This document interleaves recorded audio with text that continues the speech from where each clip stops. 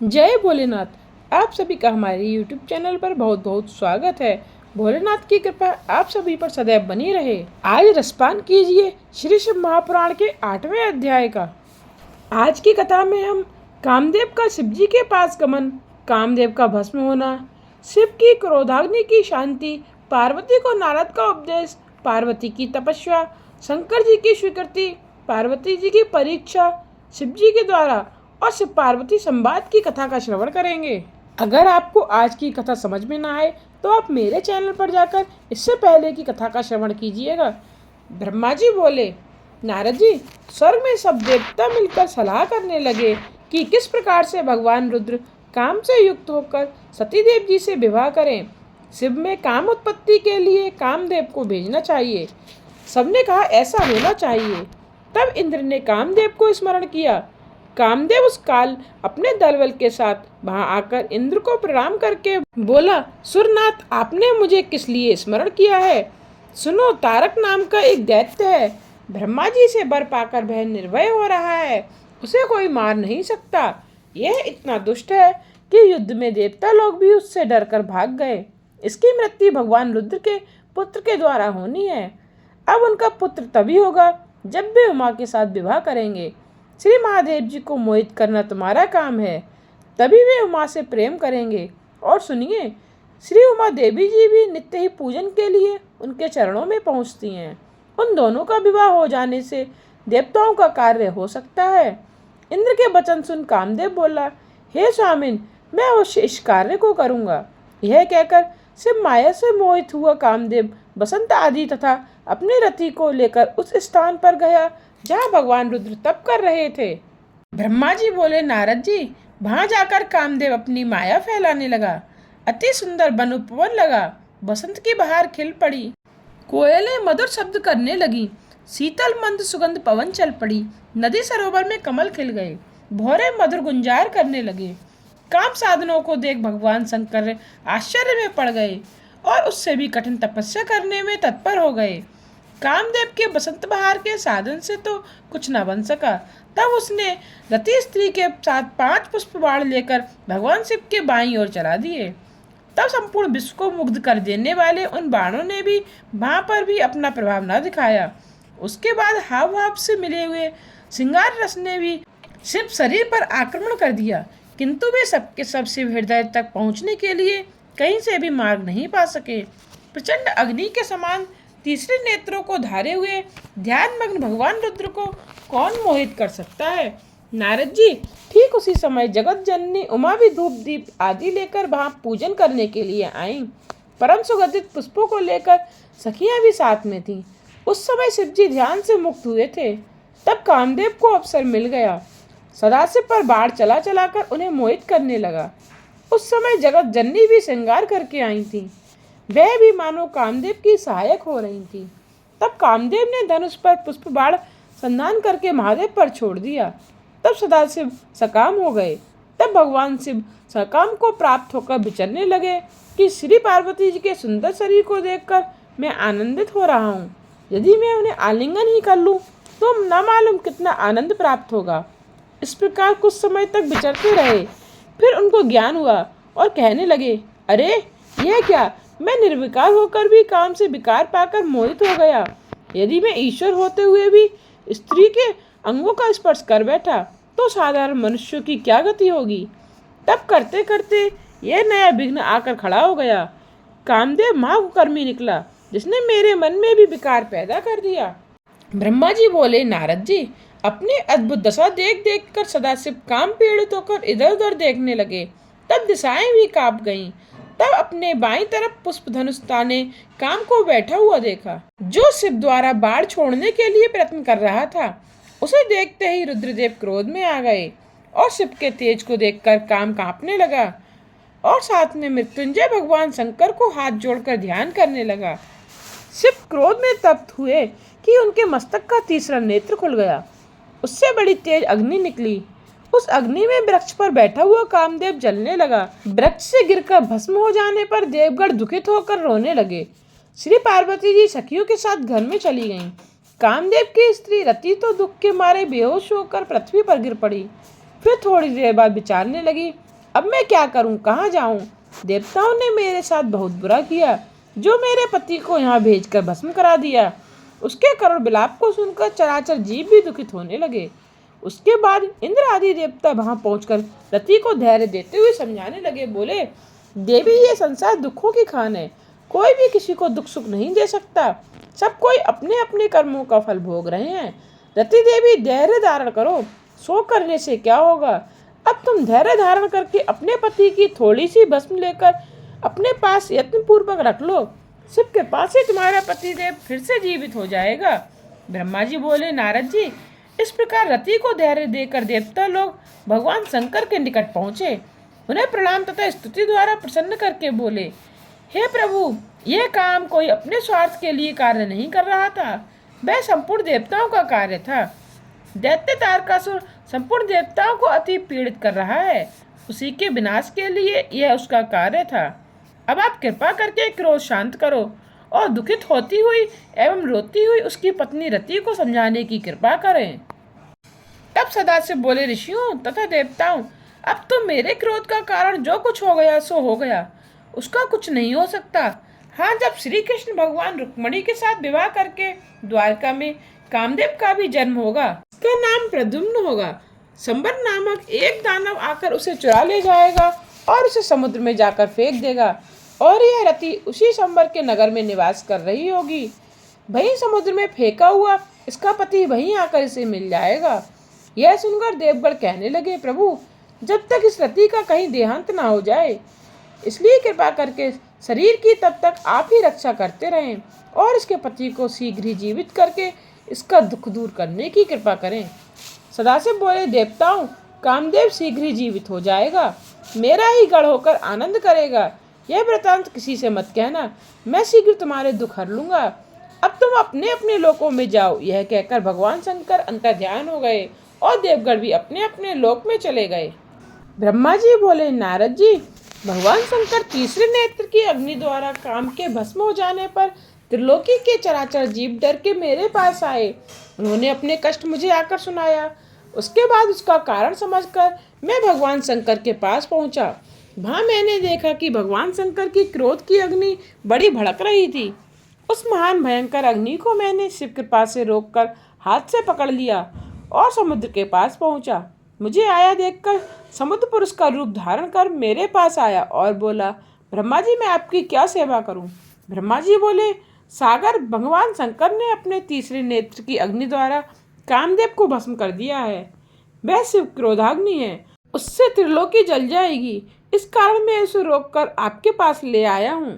तुम ही सृष्टि के प्रलय काल तक इसे धारण किए रहो।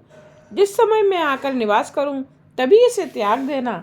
इसे भोजन और जल तुम्हें नित्य देना होगा। इस प्रकार ब्रह्मा जी के कहने पर समुद्र ने उसे धारण करने के लिए स्वीकार कर लिया। उसके बाद पवन के साथ बड़े बड़े शोले निकलती हुई वह शिव क्रोधाग्नि समुद्र में प्रविष्ट हो गई। मैं अपने लोक में चला गया। ब्रह्मा जी कहने लगे, नारद जी, श्री पार्वती जी जब कामदेव के भस्म होने पर घर पहुंची तो उन्हें भगवान शंकर का भय व्याकुल करने लगा। श्री पार्वती जी तो खाते पीते बैठते सोते सब समय में शिव विरह में व्याकुल रहने लगी। ब्रह्मा जी बोले, नारद जी, तुम ही उस समय लोकों में घूमते घूमते वहां पहुंच गए। हिमालय ने तुम्हें आया देखकर आदर सत्कार के साथ उत्तम आसन पर बिठाया। इसके बाद अपनी पुत्री के शिव पूजन से लेकर कामदेव के भस्म होने तक का सारा वृत्तांत कह सुनाया। यह सुनकर तुमने तो हिमालय को केवल इतना ही कहा कि शिव भजन करो। इतना कहकर वहां से उठकर तुम श्री पार्वती जी के पास पहुंचे और उन्हें अकेला पाकर उनसे बोले, पार्वती जी, बिना तपस्या किए हुए भगवान शंकर की तुमने सेवा की, इससे तुमको अभिमान हो गया था। तुम्हारे उसी अभिमान को तोड़ने के लिए ही सदाशिव ने ऐसा किया है। अब तुम उनकी प्राप्ति के लिए बहुत समय तक तप करो, जिससे प्रसन्न होकर सदाशिव तुम्हें स्वीकार करें। इतना सुनकर श्री पार्वती जी बोली, मुनिराज, आप परोपकार परायण होकर कृपा कर शिव आराधना के लिए मुझे मंत्र प्रदान करें, क्योंकि गुरु की दक्षिणा के बिना कोई कार्य सिद्ध नहीं होता। तब नारद जी ने कहा, हे देवी, मैं तुम्हें पंचाक्षर मंत्र कहता हूँ, उसका जप करो। ओम नमः शिवाय। यह मंत्र सब मंत्रों का राजा है और सर्व कामनाओं को पूर्ण करने वाला है। इसे विधि पूर्वक जपने से तुम्हें साक्षात शिव के दर्शन होंगे।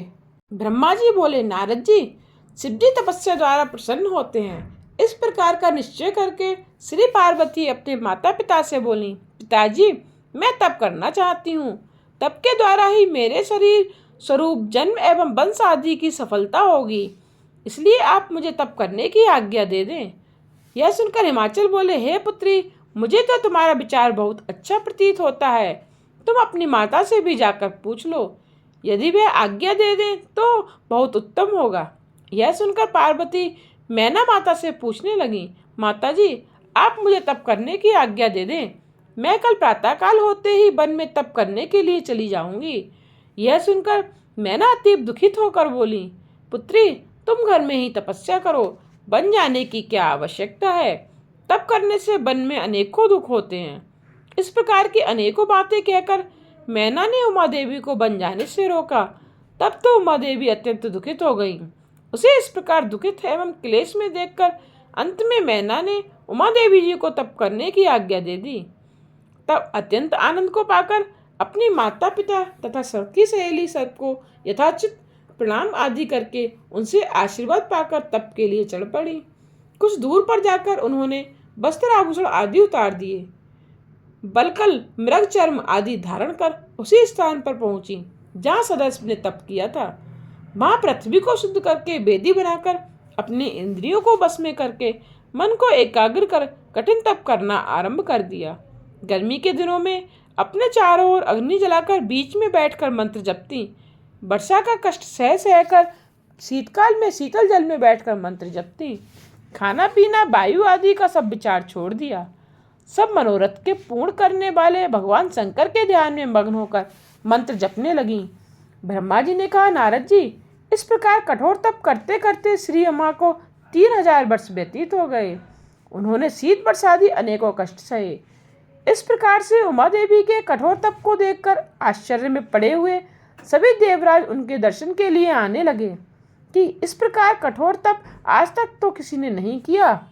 ब्रह्मा जी बोले, नारद जी, श्री पार्वती जी के तप के द्वारा त्रिलोकी तप उठी। देवता, दानव, ऋषि, मुनि, यज्ञ, गंधर्व, सिद्ध, साध्य, विद्याधर आदि सभी व्याकुल होकर इंद्र आदि लोकपालों को साथ में लेकर ब्रह्मा जी की शरण में पहुंचे और कहने लगे, ब्रह्मा जी, आपका बनाया यह चराचर ब्रह्मांड कितना संतप्त हो रहा है, उससे दुखित होकर हम सब आपकी शरण में आए हैं। तब ब्रह्मा जी बोले, नारद जी, इस प्रकार उनके कहने पर मैं ध्यान द्वारा श्री उमा देवी जी की तपस्या को जान गया। फिर विष्णु जी को सुनाने के लिए हम सब मिलकर क्षीर समुद्र पर पहुंचे। वहां सुंदर आसन पर विराजमान विष्णु भगवान से कहा, इस समय श्री पार्वती जी भगवान शंकर की प्राप्ति के लिए कठोर तप कर रही हैं। उसी तप द्वारा त्रिलोकी तृप्त हो रही है। हम भी अति दुखित होकर आपके शरण में आए हैं, आप ही हमारी रक्षा करें। विष्णु जी बोले, देवताओं, आप लोगों का कष्ट मैंने जान लिया। अब हम सबको मिलकर भगवान शंकर की शरण में जाना चाहिए।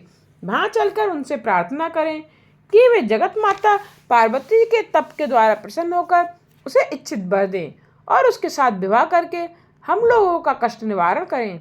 भगवान विष्णु के कथन को सुनकर डरते हुए देवता बोले, भगवान, हम तो भूलकर भी भगवान शंकर के पास नहीं जाएंगे, क्योंकि उनका क्रोध हमसे नहीं सहा जा सकता।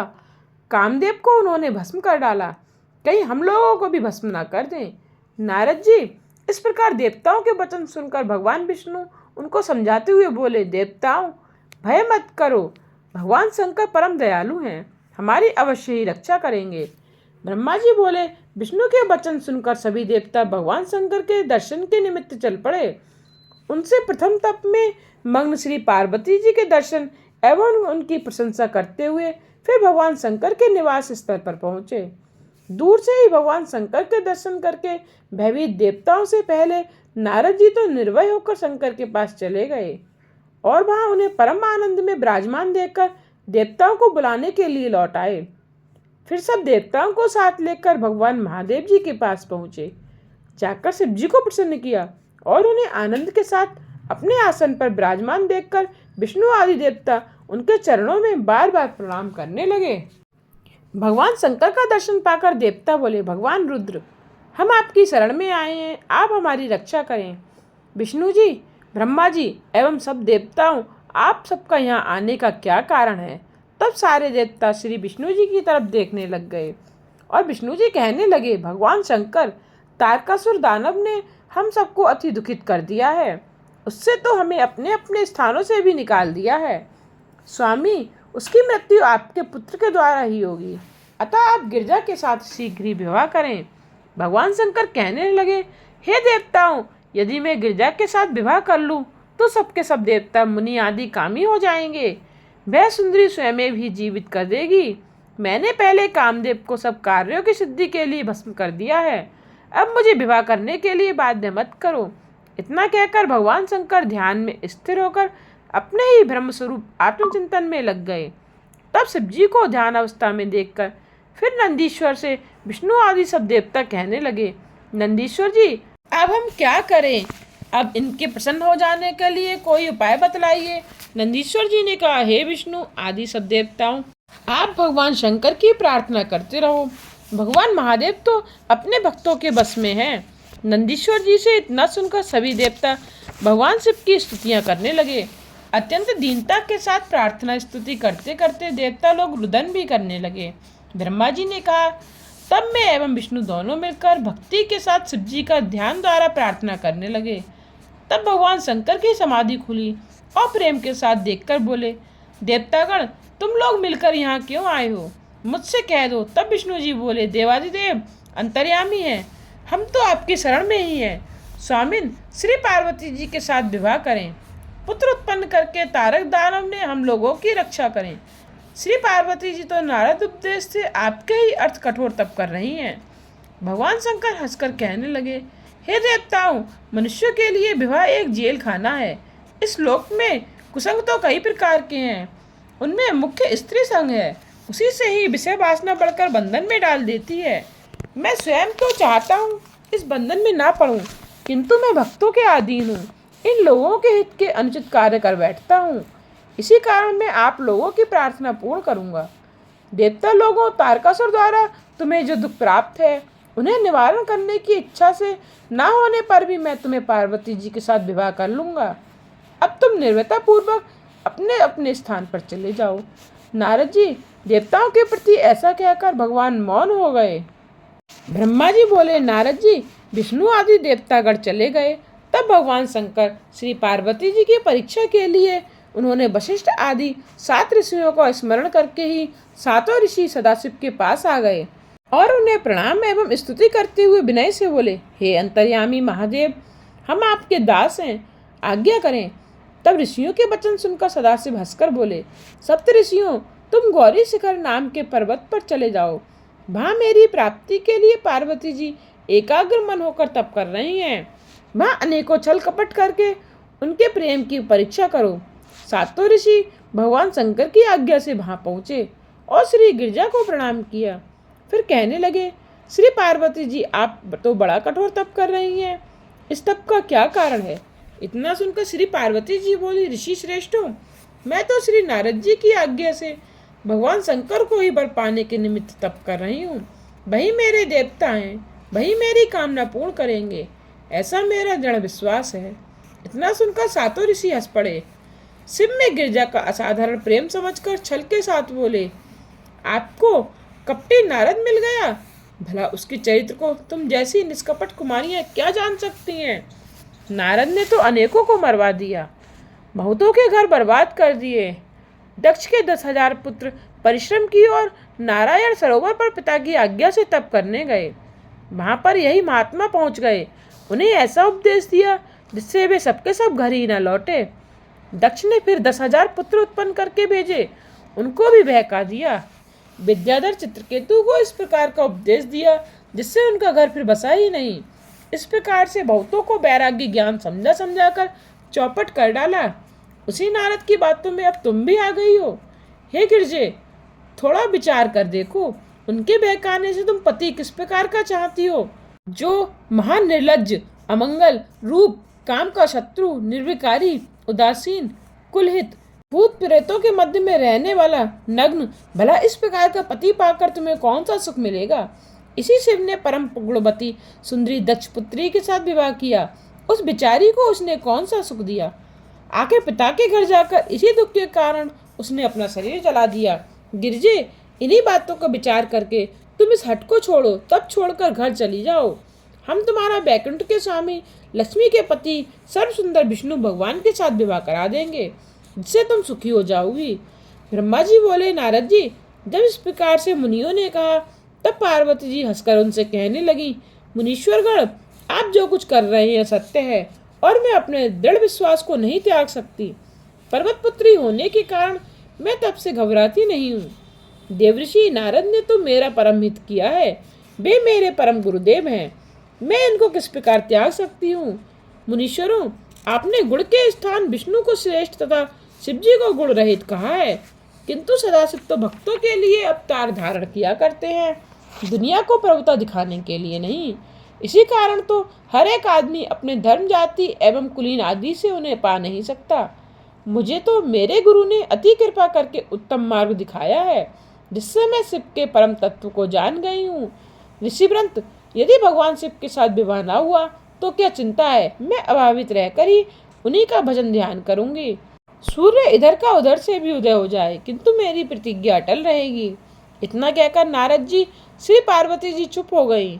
सप्तऋषि उनका दृढ़ संकल्प देखकर आशीर्वाद देने लगे, फिर प्रणाम करके भगवान शिव के पास लौट आए।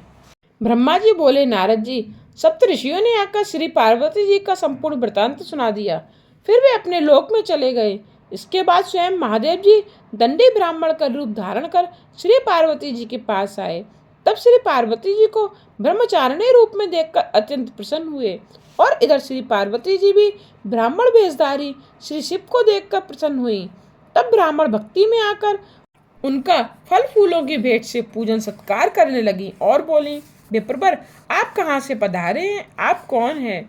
यह सुनकर ब्राह्मण बोला, तपस्विनी, मैं एक तपस्वी हूँ, जहाँ कहीं अपनी इच्छा अनुसार घूमा करता हूँ। देवी, आप कौन है, किसकी कन्या है एवं तप किस लिए कर रही हैं? इतना सुनकर श्री पार्वती जी बोली, ब्राह्मण देवता, मैं हिमालय की कन्या हूँ। अपने कामदेव को भस्म करके शिव मुझे त्याग कर कहीं चले गए। तब उनके विरह में स्वर्ण नदी पर आई और वहाँ बहुत समय तक तप करती रही, किंतु फिर भी मैं अपने प्राणनाथ को ना पा सकी। अब मैं अपना प्रयत्न असफल होता देख अग्नि में जलकर मरना ही श्रेष्ठ समझा था। आपको आया देखकर मैं क्षण भर के लिए रुक गई हूँ। अब आप पधारें, मैं अग्नि में प्रवेश करूंगी। ब्रह्मा जी बोले, नारद जी, इस प्रकार कहकर उन्हें देखते देखते ही श्री पार्वती जी अग्नि में प्रवेश कर गईं। किंतु श्री पार्वती जी के अग्नि में प्रवेश करते ही अग्नि चंदन के समान ठंडी हो गई। यह देखकर ब्राह्मण बोले, देवी जी, तुमने तो अग्नि भी नहीं जला सकती। हे भगवती, अब आप अपना मनोरथ मुझसे कहें। इस प्रकार सुनकर श्री पार्वती जी बोली, ब्राह्मण देवता, मैं मन, कर्म और वाणी द्वारा ही भगवान शंकर को पति बनाने का निश्चय कर चुकी हूँ। मैं जानती हूँ यह कठिन है, फिर भी मेरा उत्साह भंग नहीं हुआ। अभी तक तप करने से मेरा मन जुड़ा है। इतना सुनकर ब्राह्मण बोले, देवी जी, तुम श्री महादेव जी को चाहती हो, उन्हें गुरु कृपा द्वारा मैं भली प्रकार जानता हूँ। वे बैल पर चढ़ने वाले वृक्षध्वज हैं, भस्म जटाधारी हैं, भूत पिशाचों के मध्य रहते हैं। इसी प्रकार से महादेव जी को न मालूम क्यों तुम अपना पति बनाना चाहती हो। कुछ विचार भी किया है कि नहीं? न मालूम तुम्हारी समझ कहाँ चली गई। इससे प्रथम दक्ष कन्या ने भी प्रारब्ध बस शिव को ही अपना पति बनाया था। उनके पिता दक्ष इतने चिढ़ गए कि अपने यज्ञ में इसी कारण न अपनी कन्या को और न अपनी कन्या के पति को बुलाया। तब तो सती क्रोध में आ गई, उधर पति ने भी त्याग दिया था। तब तो सती ने योगाग्नि द्वारा अपने शरीर को जला दिया। भले उन्हें कौन सा सुख मिला। पार्वती, तुम भूल रही हो, तुम तो सुंदरी हो। तुम्हें तो चाहिए कि इंद्र, विष्णु आदि किसी भी रूप तथा गुणवान को चुन लो। यदि आप सोना चांदी आदि रत्न चाहें तो उनके पास कहाँ, वस्त्र तक उनके पास नहीं है। इसलिए वे स्वयं दिगंबर रहते हैं। चढ़ने के लिए उनके पास केवल एक बूढ़ा बैल है, और क्या, वर के योग्य उनमें कोई भी गुण नहीं है। श्री पार्वती जी बोली, विप्रवर, इस प्रकार के शिव के दोष कहकर तो पहले सप्तऋषि भी यहाँ से थक कर चले गए हैं, अब तुम भी सुना रहे हो। जिस शंकर ने विष्णु को अपनी श्वासों के द्वारा ही वेद पढ़ा दिए, उनके समान विद्वान ही कौन हो सकता है। जो चराचर जगत के पिता हैं, उनके भक्तजन मृत्यु को जीत लेते हैं। ब्रह्मा, विष्णु, इंद्र आदि सभी देवता इन्हीं की रक्षा द्वारा अनेकों लोकों में सुख पा रहे हैं। आठों सिद्धियां हर समय इनके चरणों में सिर झुकाकर खड़ी रहती हैं। शिव महिमा कहीं भी नहीं जा सकती। सर्वसमर्थ शिव की निंदा करने वालों को तो कहीं स्थान नहीं मिलता, उनके सब पुण्य नष्ट हो जाते हैं। अतएव आपको शिव निंदा नहीं करनी चाहिए। अब तो मैं आपकी पूजा कर चुकी हूँ, अतः इस अपराध को क्षमा कर देती हूँ। आगे भूल कर भी निंदा ना करना। मुझे पूर्ण विश्वास है वह मेरे मनोरथ को अवश्य पूर्ण करेंगे। ब्रह्मा जी बोले, नारद जी, श्री पार्वती के ऐसा कहकर चुप हो गईं और श्री महादेव जी के ध्यान में लग गईं। तब विप्र वेशधारी भगवान शंकर ने कुछ कहना चाहा। तब तो क्रोधावेश में आकर श्री पार्वती ने अपनी सखी विजया से कहा, इस नीच ब्राह्मण को यहाँ से शीघ्र निकाल दो, यह शिव निंदा फिर से करने लग जाएगा। शिव निंदा सुनने वाले भी महापाप के भागी होते हैं। शिव निंदक तो मार देने योग्य हैं। यदि ऐसा ना हो सके तो उस स्थान को शिव भक्त स्वयं त्याग दें। अतः हम ही इस स्थान को छोड़कर कहीं दूसरे स्थान को चली जाती हैं। ब्रह्मा जी बोले, नारद जी, इतना कहकर श्री पार्वती जी वहां से चलने लगी। तब तो परम कृपालु सदाशिव अपने ही रूप में आ गए और बोले, पार्वती जी, तुम कहाँ चली? मैंने तो तुम्हें त्यागा नहीं है, अब तुम ही मुझे त्याग रही हो। मैं तो तुम पर अति प्रसन्न हूँ, वर मांगो। प्राणेश्वरी, तुम तो अनादिकाल से ही मेरी पत्नी हो, अब लज्जा किस बात की? मैंने तुम्हारी अनेकों प्रकार से परीक्षाएं की हैं। तुम्हारे समान तो त्रिलोकी भर में कोई तपस्या करने वाला नहीं, मैं तुम्हारे ही बस में हूँ। गिरजा प्रसन्न होकर बोली, हे प्राणनाथ, क्या आपने मुझे भुला दिया? यदि आप अभी प्रसन्न हो तो मेरे पति बनने की कृपा करें। अब मैं पिता के पास जाकर यह सब प्रसन्नता का वृतांत सुनाई देती हूँ और आप भी भिक्षुक बनकर मेरे पिता से मेरी याचना करो, जिससे वे आपके साथ मेरा विवाह कर दें। यह सुनकर सदाशिव बोले, देवी, जैसा अब उचित समझो, मैं वैसा ही कार्य करने को तैयार हूँ। श्री पार्वती जी बोली, आप श्री हिमाचल को जाकर कहें, मुझको अपनी कन्या का सौभाग्य दो और कन्यादान करके पुण्य के भागी बनो। ब्रह्मा जी बोले, नारद जी, श्री पार्वती जी इस तरह उनसे प्रार्थना और नमस्कार करके चुप हो गईं। फिर भगवान शंकर ने तथास्तु कहकर वहां से प्रस्थान किया। कैलाश पर जाकर वहां नंदीश्वर आदि मुख्य मुख्य गणों को यह संपूर्ण वृतांत सुनाया। वे भी सुनकर अत्यंत प्रसन्न हुए। ब्रह्मा जी बोले, नारद जी, उसके बाद सफलता पाकर श्री पार्वती जी अपने माता पिता के घर को चल पड़ी। अब तो हिमाचल और मैना श्री पार्वती का आगमन सुनकर अपने पुरोहित संबंधी मित्र आदि को साथ लेकर विमान पर चढ़कर नगर के बाहर श्री पार्वती के दर्शन करने के लिए आए और जय जयकार करने लगे। राजमार्ग में स्त्रियां मंगल कलश लेकर नाचने लगीं। सौभाग्यवती नारियां हाथों में दीपक जलाकर मंगल गीत गाने लगीं। ब्राह्मण स्वयति वाचन कहते हुए वेद ध्वनि करने लगे। शंख आदि अनेकों बाजे बजने लगे।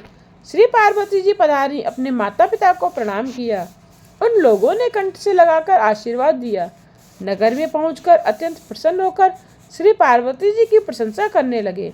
इसके बाद सबकी प्रसन्नता के लिए हिमाचल श्री गंगा जी पर स्नान करने चले। उसी समय भगवान शंकर जी नट का रूप धारण करके डमरू आदि बजाते हुए नाचते हुए मैना के समीप आकर नाचने लगे तथा शिव डमरू की सुंदर ध्वनि सुनाने लगे, जिसे सुनकर एवं देखकर नगरवासी और मैना मोहित हो गईं। श्री पार्वती जी भी उनका त्रिशूल आदि चिन्ह देखकर अपनी सुध-बुध खूल गईं। तब मैना स्वर्ण पात्र में रत्न आदि भरकर उन्हें भिक्षा देने लगी। भिक्षुक रूप रुद्रदेव यह देखकर बोले, यदि आप प्रसन्न हो गई तो अपनी कन्या का दान मुझे कर दो। ऐसा कहकर नृत्य करने लगे। इतना सुनकर मैना क्रोध में आ गईं और उन्हें बाहर निकालने के लिए तत्पर हो गईं। तब तक हिमाचल भी गंगा स्नान करके लौटे। अपने आंगन में भिक्षुक को देखकर मैना ने सारा वृतांत भी सुनाया। तब तो हिमाचल भी क्रोध करके नौकरों से बोले, इस नट को शीघ्र ही बाहर निकाल दो। नौकरों ने उन्हें अग्नि के समान तेजस्वी देखा, सदाशिव को छू भी ना सके। सदाशिव ने अपने तेज से विष्णु आदि स्वरूप दिखाए। उन्हें देखकर हिमाचल भी अत्यंत आश्चर्य में आ गए।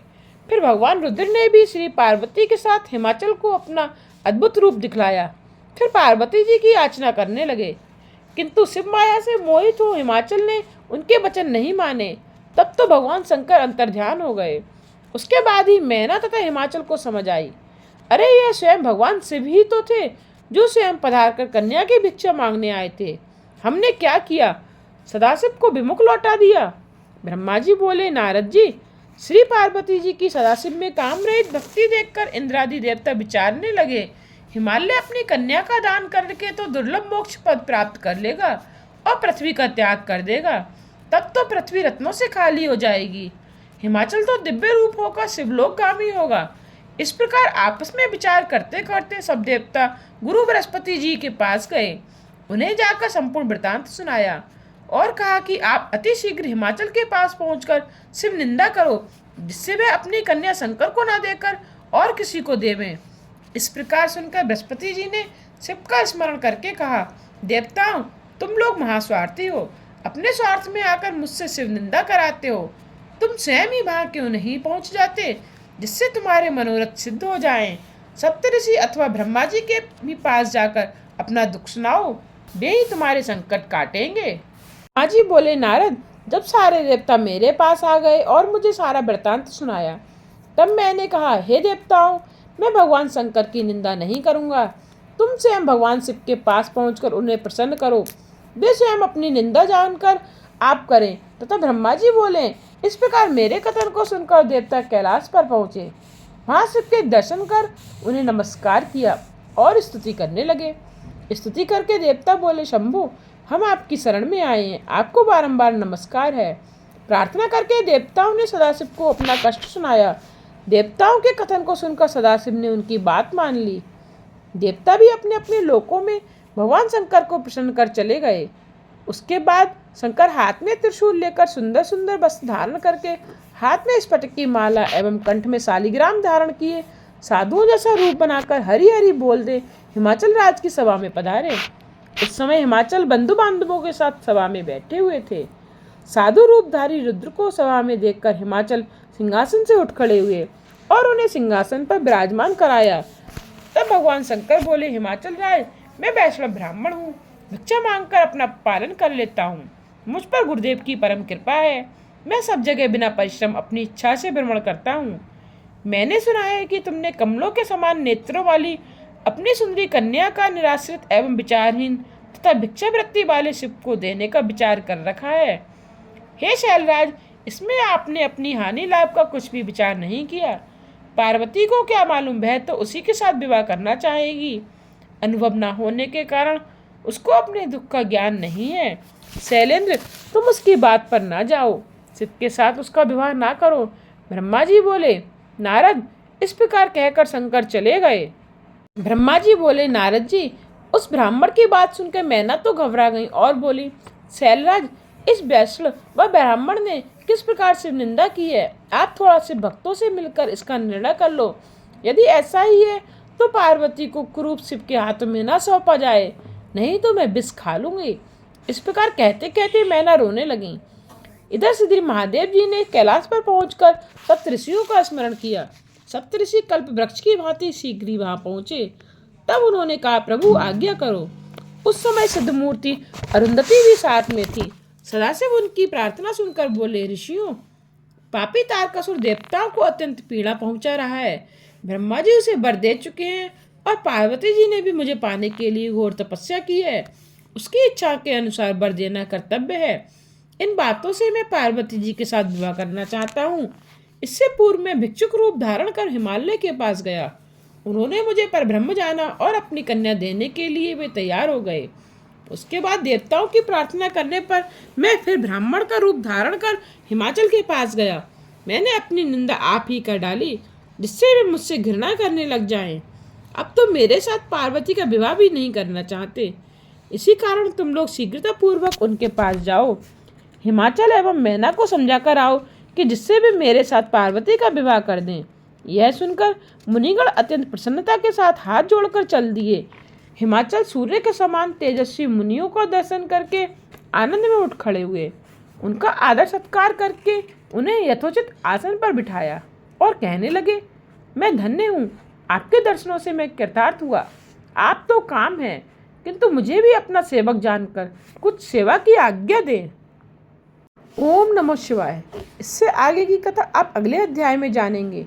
आगे की कथा जानने के लिए मेरे चैनल को सब्सक्राइब करके बेल आइकन पर प्रेस करके ऑल पर क्लिक करना ना भूलिएगा, जिससे आने वाले वीडियोज़ के नोटिफिकेशन आप तक पहुंचते रहें।